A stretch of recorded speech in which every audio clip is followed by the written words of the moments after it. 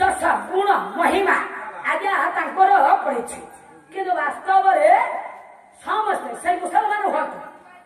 ସିଏ ଯାହାକୁ ମାନୁଛନ୍ତି ଆମେ ବି ସେଇ ତାକୁ ମାନୁଛୁ ନା ନାଇଁ? କଣ କେମିତି ନା ଦେଖନ୍ତୁ ବସି ପଡିବ ବସି କେମିତି ବାବା ଯୀଶୁ ଖ୍ରୀଷ୍ଟ ବାଇବେଲରେ କହିଲେ ଗଡ ଇଜ ଲାଇଟ ନା ନାଇଁ? ଆମେ ଯୋଉ ଜ୍ୟୋତିକି ମାନିଲେ ଶିବରାତ୍ରିରେ जो आज्ञा महादीप को उठाइले आमे महादीप से ज्योति की मानिले, किंतु मुसलमान कहले God is light Jesus Christ Bible रे कहले गॉड इज लाइट। अच्छा भगवान हेले लाइट सदृश नानक तामे से ज्योति की मानिले, नानक कहले ओमकार रूपी भगवान, ओमकार कहले के से भगवान ज्योति ओम रे के ज्योति गुडा प्रकट हो जाय, तेणु से ज्योति हेला के भगवान साईबाबा कहले समस्त मालिक होती जड़े जड़े ना अन्यत्र आ किसी तेणु से जनक। अच्छा यूहदी माने जेहोवा से आगे इतिहास पढ़ी थे भाई, यूहदी माने आगे जेहोवा कहले आज्ञा शिव नाम रूपांतरित से जेहोवा को आज्ञा मानिले, एवं मुस्लिम माने मोकारे, मुस्लिम माने मोकारे हाँ हाँ साउदी अरब इतिहास अच्छी साउदी अरब आगे मुस्लिम माने संग ए अस्मत गोटा एक प्रस्ताव शिवलिंग स्थापना करते इब्राहिम मोहम्मद इतिहास इब्राहिम मोहम्मद आगे स्थापना करते कौन से प्रतिमा पूजा ना आम पुरुष राम प्रतिमा पूजा करुचे प्रतिमा पूजा माने ज्योति से ज्योति को आगे पूजा करते साउदी अरब आउ जापान माने गोटे आगे रखी ये स्टांड रखी गोटे ज्योति कहले कि हीरा हीरा चकचक कर आगे हीरा आगे ध्यान केन्द्रित करती बसिक आगे जोग करती जापान माने। यहूदी मान कथा कहली जेहोवा आगे गुरु नानक कहले ओंकार रूपी भगवान, जीसु ख्रीस्ट कहले गॉड इज लाइट। सबु धर्मर लोक मैंने देखो आज्ञा समस्ते कोण अनुकोण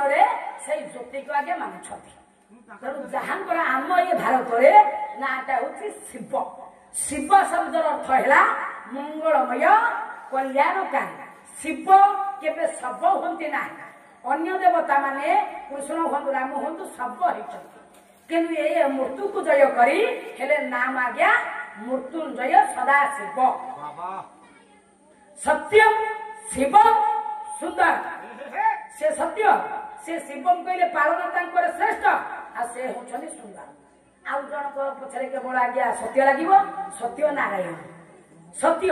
नारायण आज्ञा से हेले सत्य किए ना नारायण जेमि को जाना आत्मा राम बा आत्मा नारायण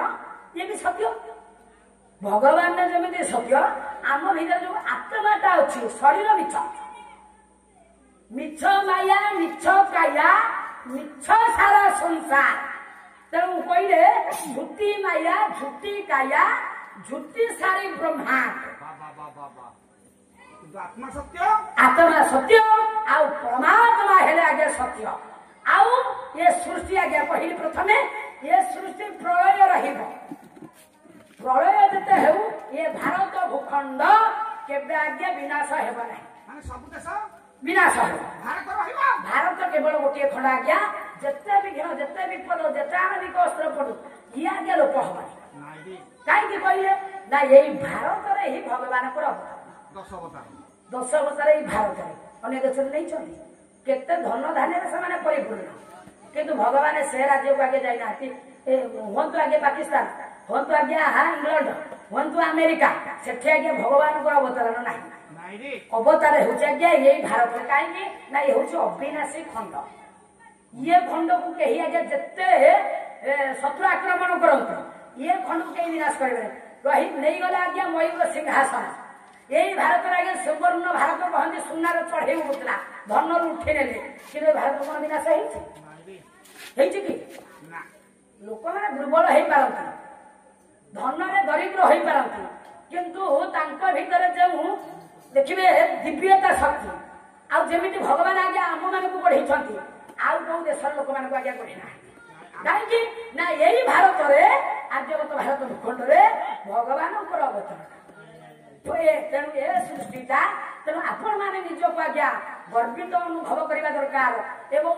ମନରେ ଆଗ୍ରହ ରଖିବା ଦରକାର। ଏଇ ଆର୍ଯ୍ୟବତ ଭାରତ ଭୂଖଣ୍ଡରେ କିଛି ଧନ ନଥାଉ, କିଛି ଆଜ୍ଞା ଗୁଣ ଦୋଷ ନଥାଉ, କିନ୍ତୁ ଆପଣ ମାନେ ନିଜକୁ ସୌଭାଗ୍ୟବାନ ମାନେ କରିବା ଦରକାର ଯେ ଆର୍ଯ୍ୟବତ ଭାରତ ଭୂଖଣ୍ଡରେ ଆପଣ ମାନେ ଜନ୍ମ ହୋଇଛନ୍ତି। ତେଣୁ ଯାହା ଏ ଭାରତରେ ନାହିଁ ତାହା ଏ ମର୍ତ୍ତ୍ୟ ମଣ୍ଡଳ ଆଗେ ସାରା ବିଶ୍ୱ ବ୍ରହ୍ମାଣ୍ଡରେ କିଛି ନାହିଁ।